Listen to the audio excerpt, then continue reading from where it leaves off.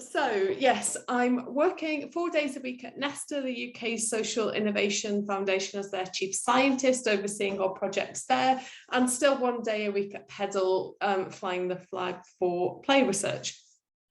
So I wanted to talk to you today about outdoor risky play and our research on why and how it matters for all children. And what I mean by all children is we've had a particular focus on children with additional needs, autistic children, children with ADHD, and so on. So I want to just spend a few minutes doing some sort of conversation, scene setting around that.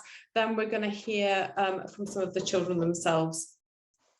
So I got really interested in this area because of the potential for increasing mental health problems in children. Some theorists have linked this to a potential decline in play. Others have pointed out that we might have a particular problem in relation to the COVID crisis. So as we know, during the pandemic, young people really couldn't get out to play independently at all. And there are some emerging evidence coming through that might be having a really serious impact on their socialization and mental health. And this really sort of fits with the research that I've been doing into social play, thinking about play as a special context that fosters bonds between humans and indeed other sorts of animals too. But we see social bonds forged during play with other peers, with siblings, and also with significant adults in children's lives. And we know that later on, research evidence shows us that social connection is linked to well-being and mental health. And perhaps social play is a special context that helps children to build up this social resilience and resource. And as for getting outside, I think outside is a very special place to play because of the unique affordances of the environment. So the unique ways in which outdoors spaces can challenge children to show their autonomy, to help them to be self-determining, to really determine what they're interested in and go for it, and to bring others along with them. They get that independent opportunity that Ed was talking about to self-regulate and co-regulate. And they get to practice these fantastic physical literacy skills and communication. Of course, all while having fun, which is absolutely at the heart of it. Really interested in the work that's coming out from Helen Dodd as well, thinking about play and adventurous kinds of play as a way to cope with uncertainty and changing circumstances. And I think in research terms, what's very obvious for many of us when we go out and observe children, getting that empirical evidence to kind of say we're supporting these ways of doing things is building up slowly into a really nicely consolidated evidence base. So there's really good evidence around the physical literacy skills that outdoor play can build, the physical activity benefits, the cooperation and collaboration and softer skills that children are building on, as well as those sort of self-regulation skills and social networks that lead to mental health. But I've been quite interested in the children who haven't been as well represented in this growing body of research. So autistic children or children who might be struggling with social communication. And my team and others are just sort of starting to explore this space as a research area.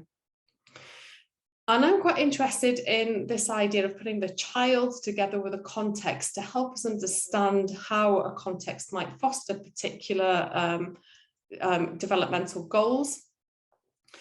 And I think it's really important to keep in mind, as you see and you're encouraged with the Opal programs, to understand that taking risks and adventurous play might look quite different for different children. So some children will be really going for it and jumping off the nearest parapet. Others might be dipping a toe in, but be getting the same sorts of benefits around coping with uncertainty and managing and determining their own levels of challenge. When you're out there observing, or maybe if you're a lunchtime supervisor or support assistant or a play enabler, you might see some sorts of clues that might tell you that the level of challenge is too high. So we might see extended watching periods before children feel they can join in, or they might have a very disruptive way of joining in a social group, maybe over-reliance and clinginess with adults, or what I call channel surfing, where you really don't settle down to one activity but flip between different ones. Maybe isolation and bullying can occur as well. So these are just things that have come through in our research that that suggests when you see these things, you might need to change something about the environment to help the child adjust. And when you get that just right challenge, you see the joining in, the spontaneous elaboration, the turn taking, and the social benefits, as well as the social pleasure that comes from having that just right environment. And as you get that better, you will see that you'll need minimal adult intervention as that autonomy is supported. And I think it's really important to realise that contexts can be very different and very influential for different children. So on the left there, you can see perhaps a very deprived social environment that was actually designed for an autistic child, entirely inappropriate in my view. On the right, you can see a more inviting and play space that's full of possibility.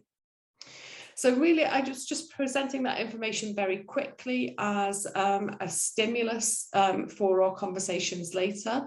I want to leave you now with a video that we made in collaboration with University of Manchester and an animator called Rosie Fuller, together with some children with social communication difficulties. We asked them to tell us about their experience of playtime. And what I want you to look out for is this sort of difference in adjustment. So some children who are represented in this video are isolated, and that's quite a bad thing. For other children, they're solitary, but the isolation is actually helping them to self-regulate. And I hope that will come through. So it's a 4-minute video. And then after that, I'll stop talking and hand over for the Q&A. Thank you.